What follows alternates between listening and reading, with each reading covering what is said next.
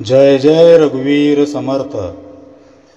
श्रीमत दासबोध दशक 7वा समास 10वा देहांत निरूपण नाम चतुर्दश ब्रह्म नामक 7व्या दशकाचा हा अंतिम समास। या दशकाचं सार म्हणता येईल अशी एक संकल्पना समर्थ आपल्याला सांगू इच्छितात, ती म्हणजे विमल ब्रह्म, भगवंताचं स्वरूप आणि निज स्वरूप हे कल्पनेच्या शब्दांच्या या दृश्य जगताच्याही पलीकडचं आहे। आपण दृश्य जग खरं मानल्यामुळं त्याचा पगडा आपल्या मनावर घट्ट बसला आहे। मुळात मिथ्या असणाऱ्या या दृश्य विश्वाचं निरसन करणारा हा दशक आहे। दासबोध हा ग्रंथ त्यातील समास एका पाठोपाठ एक वाचून अभ्यासण्याचा ग्रंथ आहे। प्रत्येक समासाच्या रचनेमागील भूमिका समजून घेऊनच पुढचा समास वाचायला हवा। 7व्या दशकाच्या 10व्या समासात समर्थ आपणास देहांत निरूपण समजावित आहेत, तेव्हा साहजिकच 3ऱ्या दशकातील 9वा समास मृत्यू निरूपण आपल्या नजरेसमोर यायला हवा।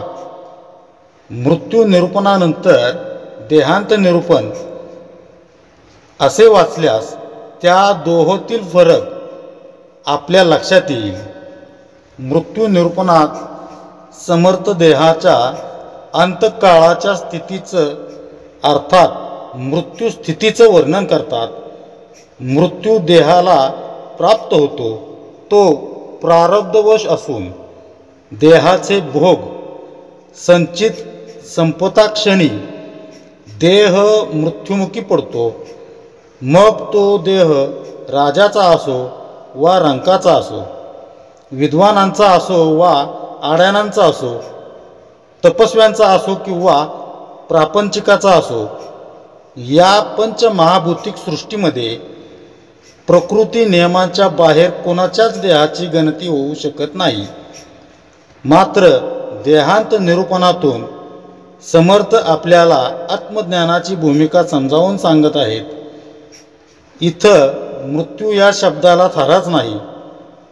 आपली अध्यात्म परंपरा मृत्यूकडं मंगलमय उदात्त अशा भावनेतून बघायला शिकवते। आपल्यासारख्या सामान्य जनांना मृत्यू ही दुःखद भीतीदायक घटना वाटते, कारण आपल्या मनातील चिंतेचं गाठोडं मृत्यूविषयीची भीती आपण झुगारून देऊ शकत नाही। म्हणून समर्थ मृत्यू निरूपणामध्ये देहाच्या मृत्यूचं सत्यत्व समजावून देतात।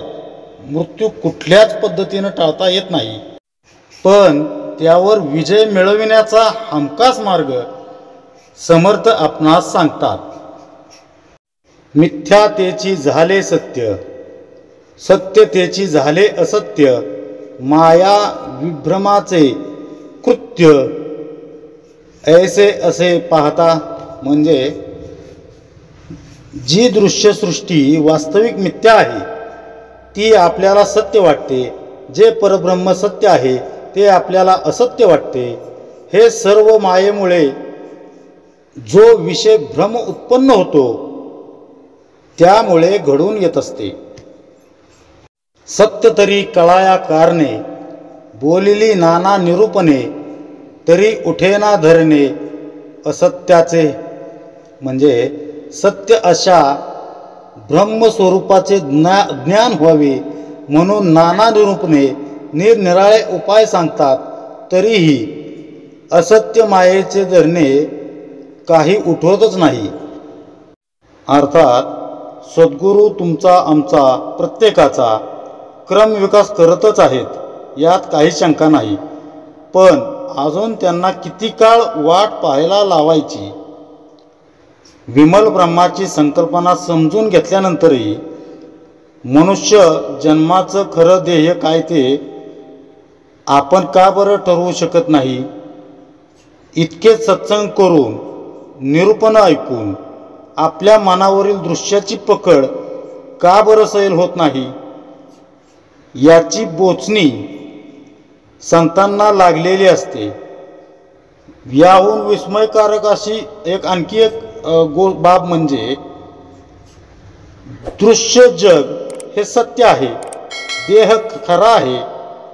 जगातील अशाश्वत गोष्टी प्राप्त करणं हेच आपलं ध्येय आहे. या गोष्टी कुठल्या सत्संगात, कीर्तन प्रवचनात किंवा कुठल्या ग्रंथात सांगितलेल्या नसताना देखील जीव त्याच्या मागं धावत आहे आणि संतांच्या सांगण्याकडं, जे ते सांगतायत त्याच्याकडे मात्र दुर्लक्ष करत आहे. हे न सुटलेलं कोळं समर्थ पुढील ओळीत म्हणतात, असत्य अंतरी बिंबले, न सांगता ते दृश्य दृढ झाले. सत्य असो न हरपले, जेथील तेथे. म्हणजे असत्य असून मी देह ही देहांता आणि दृश्य सृष्टीच सत्य आहे, हा निश्चय अंतरात दृढ ठसलेला आहे. तो आपोआप जन्मल्यापासून अनेक जन्मांच्या संस्कारामुळं उत्पन्न झालेला असतो आणि परब्रह्म मात्र सत्य व सर्वत्र असून तिचे ज्ञान आपल्याला नसते. याचाच अर्थ मिथ्या असणाऱ्या दृश्य जगतातील गोष्टीतून मिळणारं सुख हे सत्य आहे. हे कोणी न शिकवता ते आपण आंतरी दृढ धरलं, सहज स्वीकारलं. त्यामुळं अंतरात्मा सत्य असूनही त्यावर दृश्याचं झाकण ठेवल्यामुळं आत्माराम हरपल्यासारखा होतो. प्रभू राम, श्रीकृष्ण, देवदेवतांपासून ते ज्ञानदेव, तुकाराम, समर्थ अशा संतांनी स्वस्वरूपाविषयी मार्गदर्शन करून त्याविषयी स्पष्ट भूमिका आपल्या मनात रुजवण्याचा अविरत असा प्रयत्न केला. त्यासाठी समर्थ श्रवण, मनन, चिंतन, निधिध्यासन या प्रक्रियेचं महत्त्व पटवून सांगतात. आपण मात्र एका कानानं ऐकून दुसऱ्या कानानं सोडून देतो. पण गुरुबोधाला, संत वचनांना आपण हृदयात उतरवण्याचा कधी प्रयत्नच करत नाही. याची कारण मीमांसा करताना समर्थ म्हणतात, वेदशास्त्रे पुराणे सांगती, सत्याचा निश्चय करीती, तरी नये आत्मप्रचिती सत्यस्वरूप. म्हणजे वेदशास्त्रे पुराणे नाना प्रकारे सत्याचा निश्चय व्हावा म्हणून उपदेश करतात, पण त्याप्रमाणे शास्त्रांनी सांगूनही त्या सत्य स्वरूपाची आत्मप्रचिती येत नाही. सत्य असून आच्छादले, मिथ्या नसून सत्य झाले, ऐसे विपरीत वर्तले देखत देखता. म्हणजे परब्रह्म सत्य असून ते मायेच्या योगे आच्छादले जाते व माया मिथ्या असून ती सत्य वाटत असते. असे सगळे आपल्या समक्षच विपरीत घडून येते. ऐसी मायेची करणी कळो आली तत्क्षणी, संत संगे निरूपणी विचार घेता.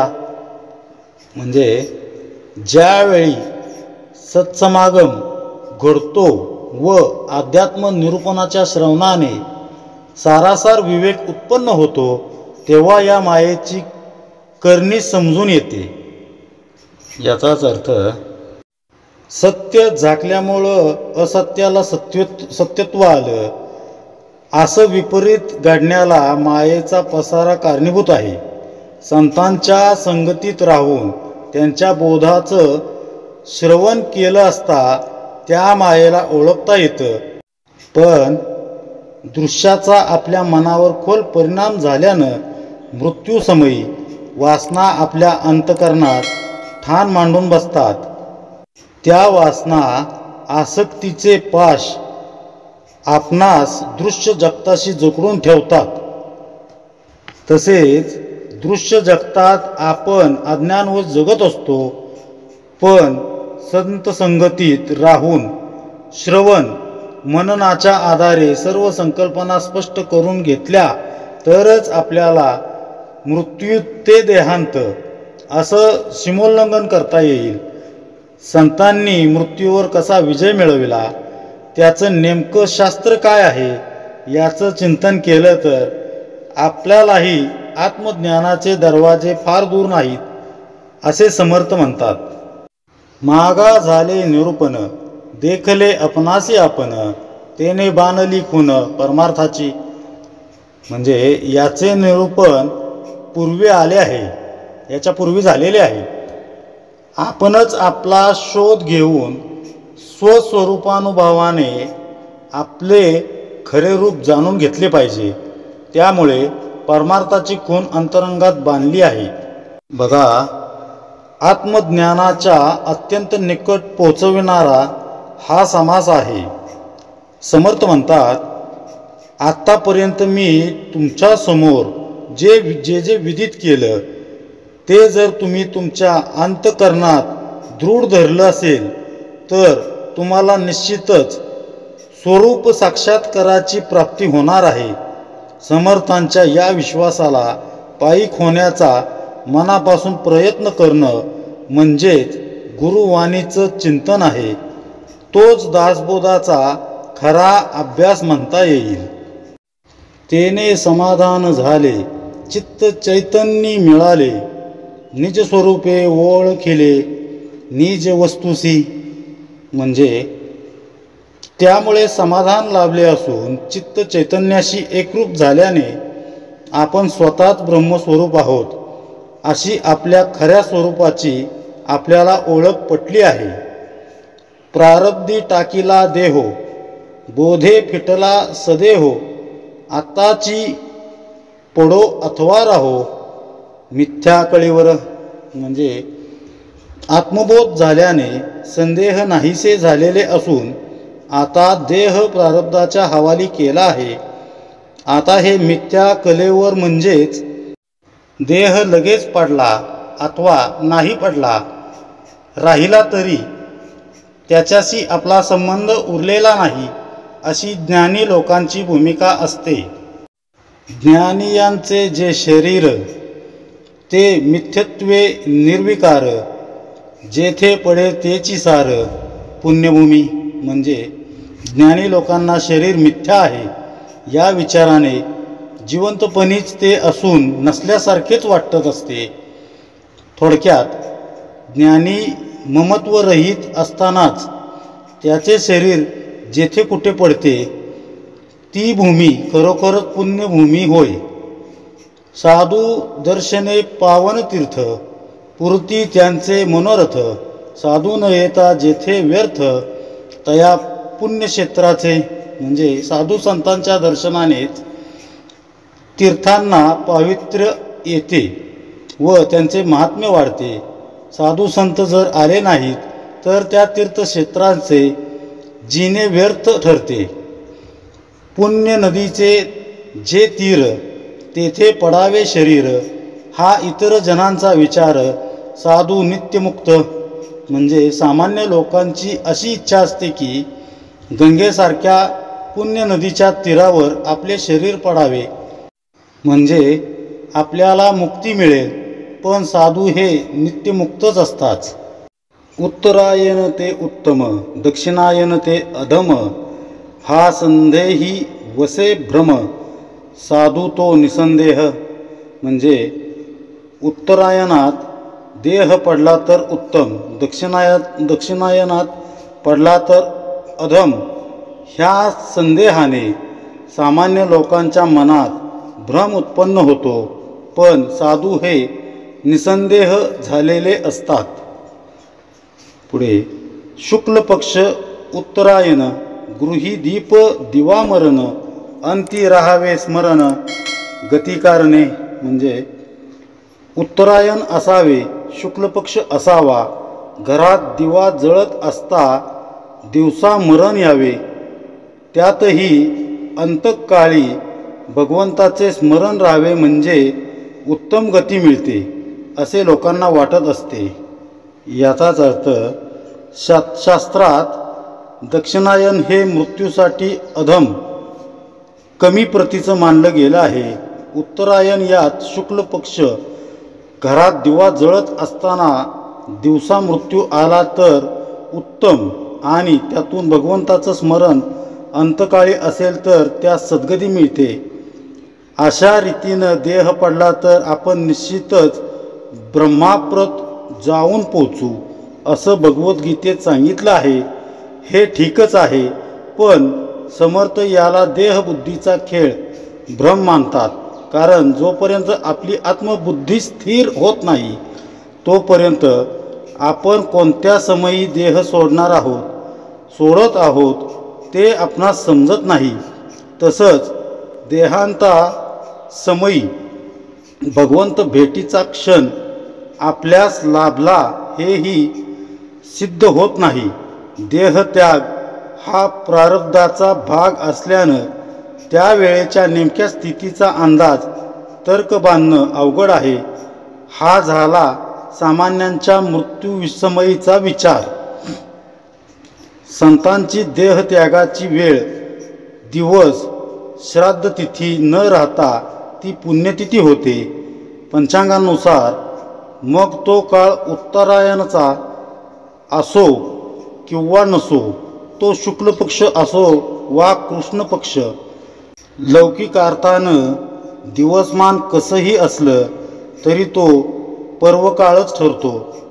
पुढे इतुके न लगे योगियांसी तो जितची मुक्त पुण्यराशी तिळांजुळी पाप पुण्यासी दिधली तेने.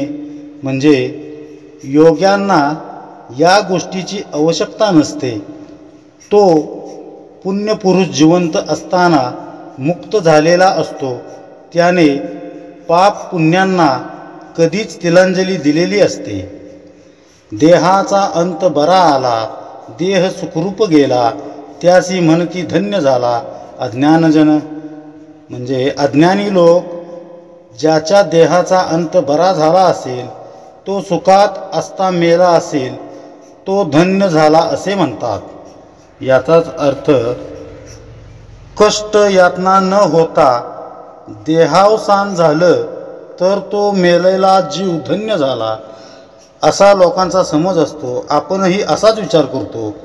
एखाद्याच्या कर्माचा लेखाजोखा त्याच्या मृत्यूसमयी त्याला झालेल्या देहयातनांच्या आधारे मानण्याचा प्रघातच पडून गेला आहे. त्याची कर्म चांगली नसतात, त्याचा मृत्यू हालापेष्टांत होतो. तेव्हा बहुतेकांचं वाक्य असतं की तो आपल्या कर्माचीच फळं भोगतोय. अर्थात प्रत्येकाला आपल्या कर्मांचा हिशोब द्यावाच लागतो. पण मृत्यूसमयी होणाऱ्या शारीरिक व्याधी यातना म्हणजेच त्याच्या कुकर्मांचा परतावा असतील का? एखाद्याला शांत कुठल्याही कष्टाविना मरण आलं तर त्यावरून त्याची कर्म शुद्ध होती असा निष्कर्ष काढायचा का? बहुतांश जणांची धारणा मात्र तशीच असते. परमार्थाच्या दृष्टीनं विचार करायचा झाल्यास असा घाईघाईनं काढलेला निष्कर्ष चुकीचा ठरतो. त्यासाठीच तर समर्थांनी देहांत निरूपण चिंतनाला घेतलंय.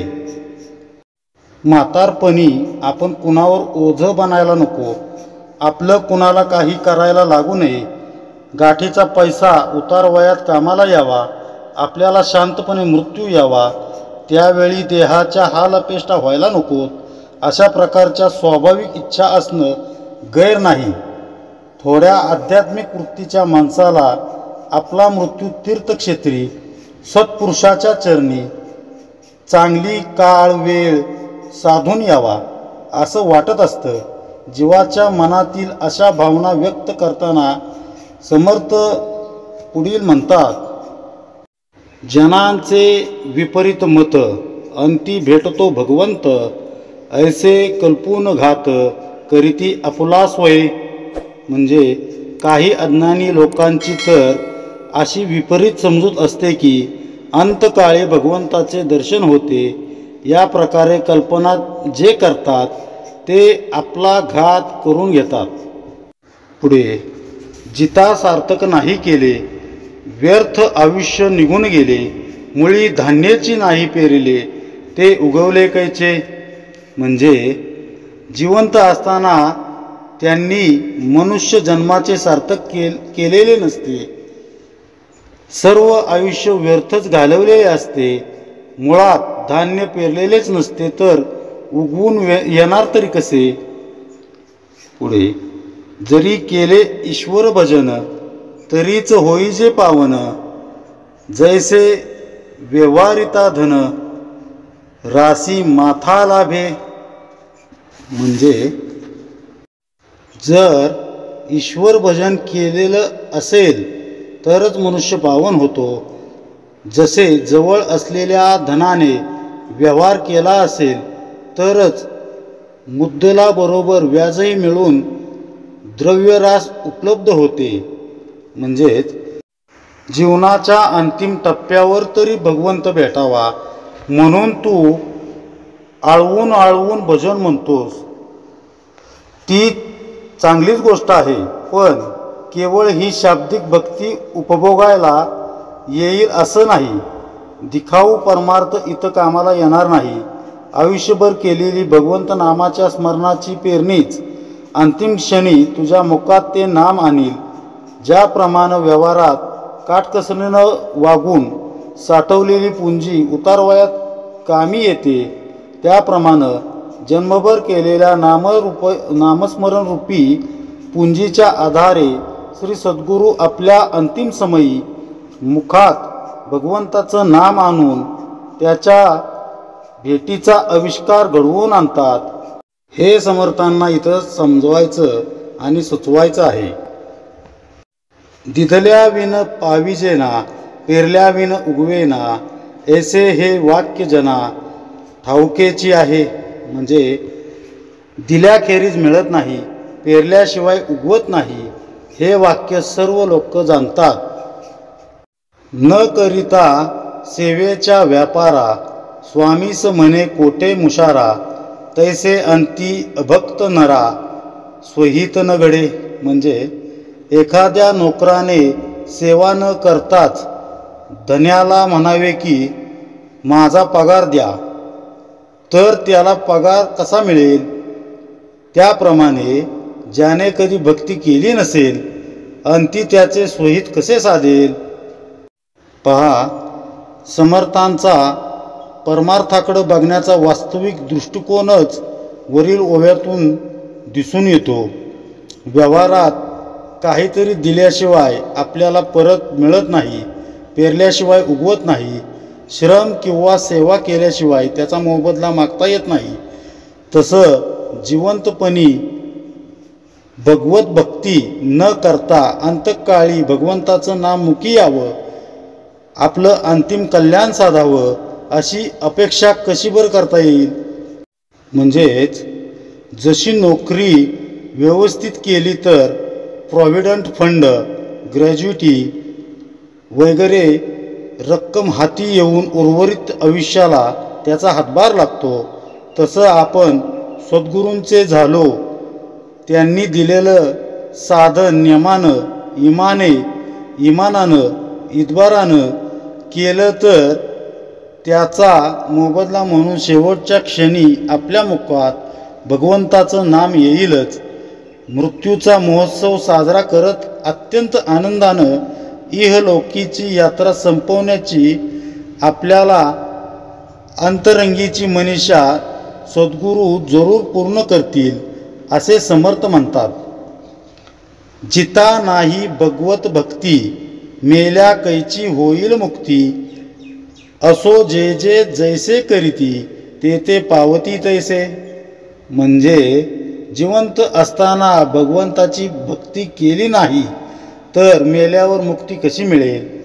असो जे जे जसे करतात त्यांना त्या त्याप्रमाणे फल प्राप्त होते. म्हणजेच जिवंतपणी ज्यानं भगवत भक्ती केलीच नाही त्याला मुक्ती कशी मिळेल. जो जशी कर्म करेल तसं त्याला बरं वाईट फळ मिळेल.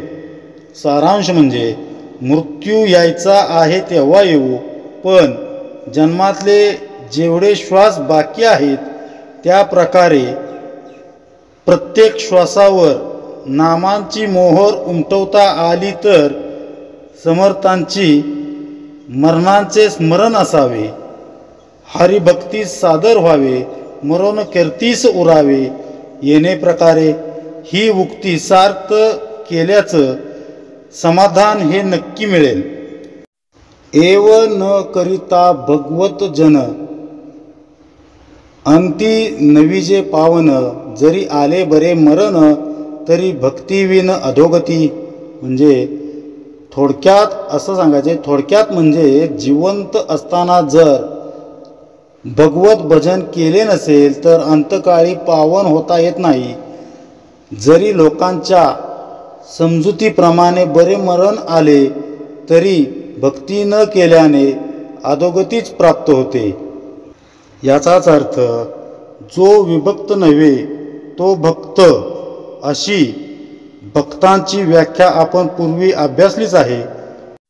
जो सतत भगवंताच्या अनुसंधानात आहे, ज्यानं आपली वृत्ती भगवंताशी जोडली आहे, अशा भगवंतापासून विभक्त न होणाऱ्या जीवास साधू सत्पुरुष असं म्हणतात. प्रत्येक श्वास तो भगवंताला समर्पित करत असतो. त्यामुळं भगवंताच्या भजनाविना जाणारे क्षण वाया गेले. त्यांनी आपलं नुकसानच केलं असं म्हटलं तरी ते वावगं ठरणार नाही. प्रभू रामचंद्र अयोध्येत परत आले तेव्हा इतक्या वर्षांनी रामाचं दर्शन घडणार म्हणून सर्वजण आनंदित झाले. त्यावेळी प्रत्येकजण मनात प्रार्थना करत होता की हे परमेश्वरा, आतापर्यंत जितके दिवस राम दर्शनाविना गेले ते दिवस आमच्या आयुष्यात धरू नकोस, ते वगळून टाक. भगवंताचं विस्मरण होऊन जितका काळ आपण दृश्यातील सुखात हरवून बसू तितका काळ व्यर्थ गेला व आपलं नुकसान झालं असं खुशाल समजावं. साधू संतांनी प्रपंचातील जबाबदाऱ्या पार पडत असताना ईश्वरानुसंधान ते टिकवून ठेवू शकले हे त्यांच्या जीवनातून दाखवून दिलं. जीवन ध्येयाची ज्योत अखंड तेवती ठेवत भजनानंदानं तल्लीन होणाराच खरा साधू होय असं समर्थ सांगत आहेत. म्हणून साधूने आपले जीत असताच सार्थक केले, शरीर कारणी लागले धन्य त्याचे. म्हणजे म्हणून जे साधू संत असतात त्यांनी जिवंत असतानाच मनुष्य जन्माचे सार्थक केलेले असते. भगवत भक्ती अथवा ज्ञान प्राप्ती करून शरीराचा सदुपयोग त्यांनी केलेला असतो, त्यामुळे ते धन्य होतात. जे का जीवमुक्त ज्ञानी त्यांचे शरीर पडो राणी अथवा पडो स्मशानी तरी धन्य झाले. म्हणजे जे जिवंत असतानाच मुक्त झालेले असतात अशा ज्ञानी जीवमुक्तांचे शरीर रानात पडो अथवा स्मशानात पडो तरी ते धन्यच असतात. साधूचा देह खितपला अथवा श्वानादिकी भक्षिला हे प्रशस्त न वटे जनाला मंद बुद्धिस्तव.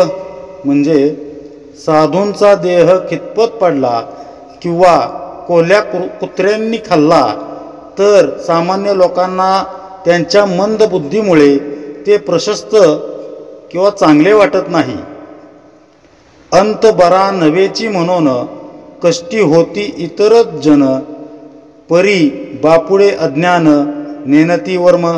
म्हणजे सामान्य लोक त्यांचा अंत बरा झाला नाही या विचाराने दुःखी होतात, पण ते बिचारे अज्ञानी लोक रहस्य जाणतच नाहीत. जो जन्मलाच नाही ठाईचा त्यास मृत्यू येईल कायचा, विवेक बळे जन्म मृत्यूचा घोट भरिला जेने. पण मुळात जो जन्मलाच नाही त्याला मृत्यू कसा येईल. जो ज्ञानी असतो त्याने विवेकाच्या बळावर जन्म मृत्यूच्या भावनेलाच गिळून टाकलेले दिसते. गिळून टाकलेले असते. याचा अर्थ ज्या आत्म्याला मुळात जन्मच नाही त्याला मृत्यूचं भय कसं वाटणार? विवेक विचारांच्या बळावर साधूंनो जन्म मृत्यूविषयी सखोल विचार केलेला असतो व तो त्या पलीकडे गेलेला असतो. मी म्हणजे देह नाही ही मनोभूमिका ज्यांची अखंड आहे, त्यातून ज्यांचं आत्मानुसंधान प्रगल्भ झालंय, त्यांच्या मनात जन्म मृत्यूविषयी कुठलाही संदेह उरत नाही. त्याला दृश्याचं खरं स्वरूप उमगतं. आपल्याला जसं दिसतं तसंच हे विश्व साधू संतांनाही दिसत असतं. फरक इतकाच की त्या दृश्यामागची जाणीव बदललेली असते. सत्व रज तम या त्रिगुणात आपली जाणीव गुंतून असते. तसं साधू त्या पलीकडे जाऊन दृश्याकडे पाहत असल्यानं त्यांना अवघं विश्वच रामरूप दिसू लागतं, भगवंतमय दिसू लागतं. त्यांच्या मनावरील मायेचे आवरण दूर झालेलं असतं असं समर्थ सांगतात. स्वरूपानुसंधाबळे सगळी मायाच नाढळे, तयाचा पार न कळे ब्रह्मादिकांसी.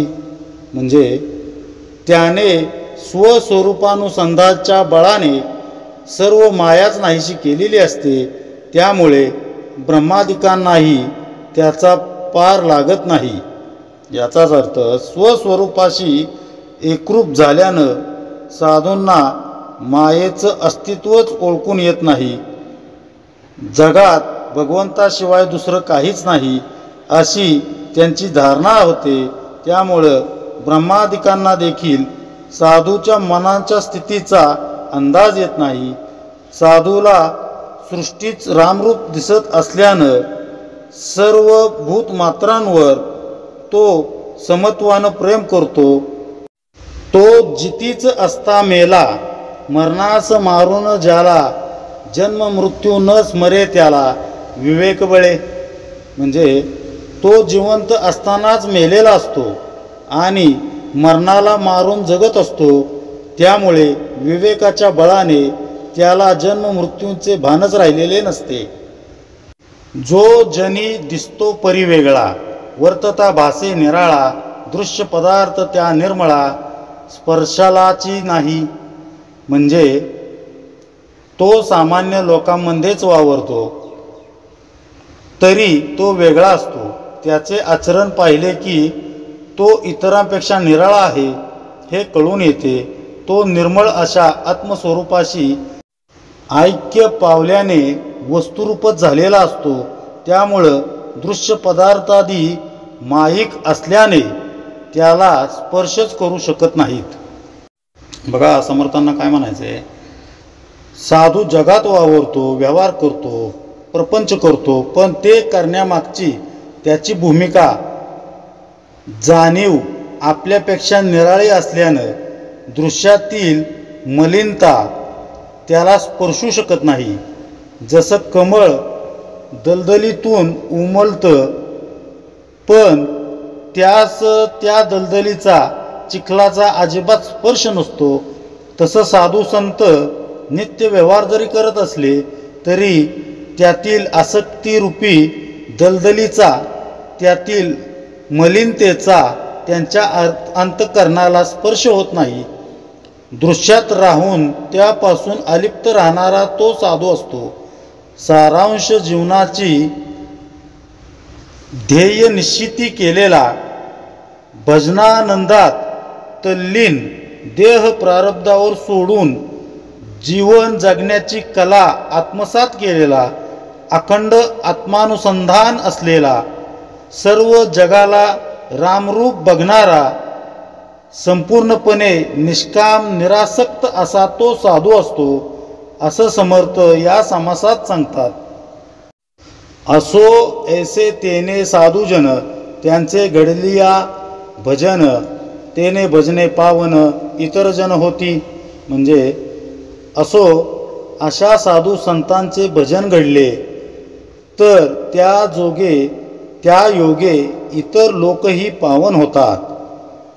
बघा, अशा साधू संतांची जेव्हा समाजाला संगत लाभते तेव्हा समाज देवाला विसरतो व साधूला देवत्व बहाल करतो. त्यांच्यासाठी राम साधूंपेक्षा वेगळा असू शकत नाही. म्हणूनच साधूंच्या संगतीनं माझ्या वासनेचं मूळच नष्ट झालं.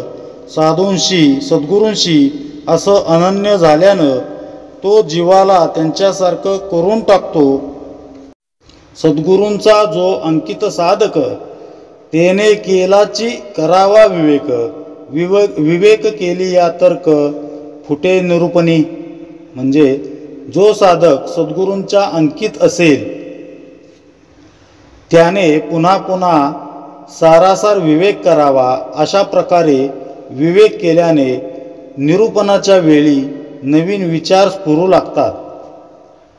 म्हणजे जो साधक साधूंच्या म्हणजे सद्गुरूंच्या सत्पुरुषाच्या अंकित राहतो त्यांच्या आज्ञेत राहतो त्याने सतत विवेक विचार चालू ठेवावा. जेणेकरून दृश्य विषयांच्या विवेचनांच्या दृष्टीनं नवनवीन विचार त्याला स्फुरू लागतात व त्या विचारांनी त्याचं अवघड जीवनच बदलून जातं. साधूंनी किंवा सद्गुरूंनी दिलेल्या साधना व्यतिरिक्त त्यांच्या आज्ञेपलीकडं दुसरा परमार्थच नाही. साधू महात्म्याचा हाच भावार्थ समर्थ आपल्याला सांगू इच्छित आहेत. हेची साधकासी निरवणे अद्वैत प्रांजळ निरूपणे तुमचेही समाधान बाणे साधूच ऐसे. म्हणजे श्री समर्थ म्हणतायत की जे खरे साधक आहेत त्यांना अगत्याचे हेच सांगायचे आहे की अद्वैताच्या प्रांजळ निरूपणामुळे साधू संतांच्या प्रमाणे तुमच्या ठिकाणीही निसंदेह असे समाधान जरूर बाणेल. जो संतांस शरण गेला तो संतची होऊन ठेला. इतर जनांस उपेगा आला कृपाळूपणे. म्हणजे जो संतांना शरण जातो तो स्वतः संतच होतो आणि कृपाळूपणे इतर सामान्य जनांच्या उपयोगीही पडतो. याचाच अर्थ संतांना जो मनापासून शरण जातो त्याला ते संतपद देऊ करतात. समर्थ रामदास स्वामींनी कल्याण स्वामींना तसं सद्गुरू आपल्यालाही त्यांच्यासारखंच करू पाहत आहेत. तेच ज्ञान तेच अढळपद तुम्हा आम्हा प्रत्येकाला देऊ इच्छित आहेत. पुढे ऐसे संतांचे महिमान संत संगे होते ज्ञान सत्संगा परते साधन आणिक नाही. म्हणजे असा संतांचा महिमा आहे. संत समागमानेच आत्मज्ञान होते. म्हणून सत्संग होऊन श्रेष्ठ असे दुसरे साधनच नाही. गुरु भजनाचेनी आधारे निरूपणाचेनी विचारे क्रियाशुद्ध निर्धारे पाविजे पद. म्हणजे गुरु भजनाच्या आधाराने अध्यात्म निरूपणातील विचाराने श्रवण मनन करून ते आत्मसात करावे आणि आचरणही अत्यंत शुद्ध असावे. म्हणजे निश्चितपणे परमपदाची प्राप्ती होते. याचा अर्थ गुरुभजन विवेक विचार व शुद्ध आचरण या त्रिसूत्रीच्या आधारे ज्यानं संपूर्ण शरणागती स्वीकारली त्याला परमपदाची प्राप्ती होणार असं समर्थ जणू लिखित वचनच देत आहेत. पण त्यासाठी शरणागतीचे वरील 3 मार्ग नीट समजून घ्यावेत. त्यांचं सूक्ष्म चिंतन अंतरंगात घडायला हवं. परमार्थाचे जन्मस्थान तेची सद्गुरूंचे भजन सद्गुरू भजने समाधान अकस्मात बाणे. म्हणजे सद्गुरूंचे भजन हे परमार्थाचे जन्मस्थान आहे आणि सद्गुरू भजनाने म्हणजे त्यांनी सांगितल्याप्रमाणे साधन केले असता आत्मानुभव प्राप्त होऊन अकस्मात शाश्वत समाधान बांधते. याचाच अर्थ गुरु भजनाची महती सांगताना समर्थांचं अंतःकरण भरून येतं. त्यांच्या मनात हेच विचार असावेत, माझं कोण आहे, कुणी लिहिला हा दासबोध. माझ्या अंतरंगात वसणाऱ्या सद्गुरुरायानं अर्थात रामरायांनंच तो रचला ना. मग ते आपणास सांगू इच्छित आहेत की तुमच्या प्रारब्धानं तुम्हाला जो सद्गुरू लाभलाय त्याला अंतकरणात घट्ट धरून ठेवा. माया ब्रह्म याविषयी विचार करण्याची गरज नाही. ते सद्गुरूच तुम्हाला परिपूर्ण असं ज्ञान देण्यासाठी, समाधानाची प्राप्ती करून देण्यासाठी पूर्णपणे सक्षम आहेत. इथपर्यंतचा दासबोध सांगून झाल्यावर बहुधा ते निशब्द झाले असावेत. कल्याण स्वामींची लेखणी ही काही क्षणासाठी विराम पावली असावी.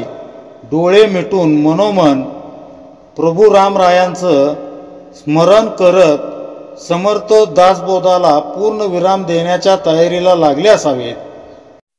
देह मिथ्या जाणोनी जीवे याचे सार्थकची करावे. भजन भावे तोष व्हावे चित्त सद्गुरूंचे. म्हणजे देह मिथ्या आहे हे जाणून घेऊन जीवाने त्याचे सार्थक करावे आणि भावाने सद्गुरूंचे भजन करून त्यांना संतुष्ट करून घ्यावे. शरणागतांची वाहे चिंता तो एक सद्गुरू दाता. जैसे बाळक वाढवी माता नाना यत्ने करुणी. म्हणजे आई जशी बालकाला नाना प्रयत्न करून वाढवते त्याप्रमाणे सद्गुरू हे मातेप्रमाणेच शरण आलेल्या भक्तांची सर्व चिंता वाहतात. त्यांच्यासारखा दाता अन्य कोणी नसतो. याचाच अर्थ जसं एखादं लहान मूल पावसातून चिखलातून खेळून आल्यावर त्याची आई त्याला न रागविता समजावून सांगते, त्याला स्वच्छ करते, तसं आपणही सद्गुरूंकडे शरणभाव ठेवून गेलो तर ते आपल्या चुका पोटात घेतात व परमार्थात आपल्याला लहानाचं मोठं करतात. या जगात एका सद्गुरूंशिवाय आपलं असं कुणीच नाही. देहांत समयी केवळ तेच आपल्या उपयोगी पडणार आहे. म्हणून त्यांच्याविषयी लिहिताना समर्थांचा कंठ दाटून येतो. आयुष्यात सद्गुरू भेट झाली. आपल्या कल्याणासाठी त्यांनी दिलेल्या साधनाला श्रेष्ठ मानून त्याची अस्तित्व जाणीव कायम ठेवून त्यांना आवडत असलेल्या गोष्टीच जर आपण केल्या तर परमार्थ प्राप्तीसाठी त्याशिवाय आणखी वेगळं काही करण्याची गरज नाही. सद्गुरू भजनाची थोरवी काय वर्णावी समर्थ सांगून ठेवतात. सरली शब्दांची खटपट आला ग्रंथाचा शेवट. येथे सांगितलेले स्पष्ट सद्गुरू भजन म्हणजे शब्दात जे काही सांगता येण्यासारखे होते ते सांगण्याचा प्रयत्न आत्तापर्यंत केला आहे. आता ग्रंथाचा शेवट आला आहे म्हणून परत एकदा सद्गुरू भजनाचे महत्त्व स्पष्ट करून सांगितलेले आहे. गुरु भजना परते काही मोक्षदायक दुसरे नाही. जयास न मने तेही अवलोकावी गुरु गीता. म्हणजे खरोखर सद्गुरू भजनासारखे मोक्षदायक दुसरे काहीही नाही. ज्याला हे म्हणणे पटत नसेल त्याने गुरुगीता पहावी. याचाच अर्थ सद्गुरू भजन गुरुभक्ती कशी करावी हे सांगून झालं. गुरुभक्ती वाचून मोक्ष देणारं संपूर्ण समाधान देणारं अन्य कुठलंही साधन नाही. हे त्रिवार सत्य आहे. एवढं सांगूनही कुणाला हे पटलं नाही तर त्यानं गुरुगीता अभ्यासावी, गुरुगीता पाहावी. त्यात भगवान शंकरांनी पार्वतीला हेच विस्तारपूर्वक सांगितलेलं आहे. तेव्हा वर सांगितलेल्या त्रिसूत्रीच्या आधारे जो सद्गुरू भजनात रत होतो, त्यास अनन्य भावानं शरण जातो, त्याचंच जीवन सार्थकी लागतं. त्यालाच जिवंतपणी मोक्षाचा लाभ होतो. वस्त्र उतरवावं तसं देह बाजूला करून त्याला आत्मज्ञानाचं अढळपद प्राप्त करता येतं. केवळ सद्गुरू भजनातूनच ते अढळपद ब्रह्मस्वरूप खरोखर आकलनाच्या पलीकडचं आहे. समर्थ या दशकाच्या समारोपात ते सांगत आहेत. समर्थांनी या समासात त्रिसूत्रीचा वारंवार उल्लेख केलेला आहे. ती त्रिसूत्री म्हणजे आपण पाहणार आहोत.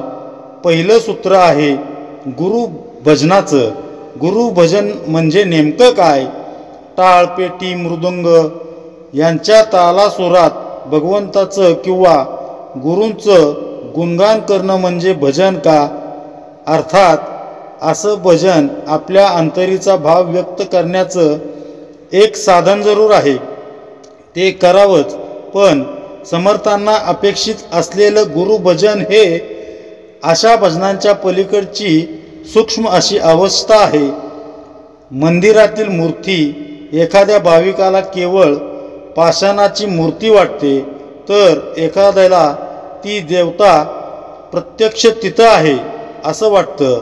मूर्ती एकच, पण त्याकडं बघण्याचा दृष्टिकोन वेगवेगळा. गुरुभजनांचं शास्त्रही असंच आहे. गुरुभजनाचे दोन प्रमुख गुणधर्म आहेत.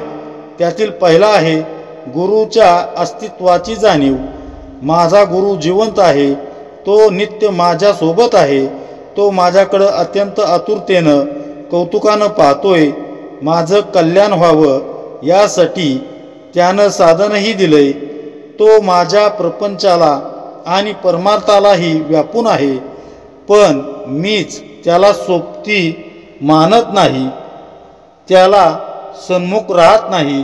गुरुला सतत सन्मुख राहणं, त्याच्या अस्तित्वाची जाणीव मनी बाळगणं, नित्य कर्म त्याला साक्षी ठेवून करणं, त्याच्या आठवणींनी आपलं आयुष्य व्यापून ठेवणं, याचं नाव अनुसंधान. गुरुभजन म्हणजे त्याचं अखंड अनुसंधान ठेवणं, त्याच्या अस्तित्वाची जाणीव ठेवणं होय. हल्ली घराघरात भिंतीवर जपयंत्र लावलेले असतात. त्यातून ठराविक मंत्रांचा जप सतत चालू असतो.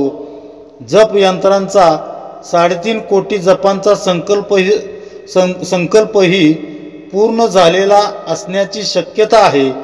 अशी जपयंत्र लावण्यात गैर काही नाही. त्यातून म्हटला जाणारा जप आपल्या कानी पडत राहतो, पण जितक्या सलगपणे तो जप कानावर पडत असतो, तितक्या प्रमाणात आपल्या गुरुविषयी किंवा सत्पुरुषाविषयीची अस्तित्व जाणीव अखंडपणे आपल्या मनात राहते का? नाही राहू शकत. कारण एखादं फिल्मी गीत काय किंवा मंत्रजप काय, त्या यंत्रासाठी दोन्ही सारखंच. त्यात अस्तित्वाची जाणीवच नसते. त्याचप्रमाणे मी देखील यांत्रिक पद्धतीनं जप करत असेन, म्हणजे भजनात माझं लक्ष केवळ टाळ, पेटी, तबला याकडं असेल, पण त्यात सद्गुरूंचं स्मरण नसेल, त्यांच्या अस्तित्वाची जाणीवच नसेल, तर मी केलेलं भजन, नामजप केवळ यांत्रिक कवायतच ठरेल. असं नाही का? गुरुभजनाचा दुसरा गुणधर्म म्हणजे अस्तित्व जाणीवेला तळमळीची जोड हवी. गुरु सतत माझ्या संगती आहे ही जाणीव अखंडपणे मनात आहे, पण तो दिसत नाही. ही तळमळही लागायला हवी. अशी तळमळ गुरुभजनाचा प्राण आहे. शास्त्रीय संगीताचं उत्तम ज्ञान असणाऱ्या, सुरेल स्वरात भजन म्हणणाऱ्या दिग्गज कलाकाराला भगवंत भेटेल की नाही हे सांगता येणार नाही. पण डोळ्यात प्रेमाश्रू व कंठात प्राण आणून बा पांडुरंगा कधी भेट देशी अशी आर्ततेनं तळमळून साथ घालणाऱ्या वारीतील एखादा वारकऱ्याला प्रेमालिंगन देण्यासाठी कटावरील कर खाली घेऊन पांडुरंग धावत येईल हे निश्चित. अशा तळमळीतून होणारं गुरुभजन अंतरंगात भाव जागृत करतं. गुरुबद्दलची अस्तित्व जाणीव आणि त्याच्या दर्शनाची तळमळ म्हणजेच गुरुभजनासाठी लागणारे टाळ व मृदुंगच. समर्थ सांगत आहेत त्या त्रिसूत्रीमधील गुरुभजनानंतरचं सूत्र आहे निरूपणाचेनी विचारे. निरूपण विचार याचेही दोन अर्थ आहेत. एक अर्थ म्हणजे गुरुनं केलेलं निरूपण. गुरुवचनांचा आपल्या जीवनातला मोठा आधार असतो. घडणाऱ्या प्रत्येक प्रसंगात सद्गुरूंचं चिंतन करावं, येणाऱ्या प्रसंगात कसं वागावं याविषयी त्यांनी केलेलं मार्गदर्शन अभ्यासावं. प्रभू रामांच्या इच्छेवर प्रपंच सोडून जगणं म्हणजे काय, तितिक्षा म्हणजे काय, गिळायला शिकणं म्हणजे काय, या साऱ्या गोष्टींचं नित्य मनन चिंतन गुरुबोधाच्या आधारे करावं. सद्गुरू यातूनच आपल्याला घडवीत असतात. निरूपण केवळ वाचणं किंवा ऐकणं एवढ्यापुरतं मर्यादित नसून त्याला आचरणात आणावं.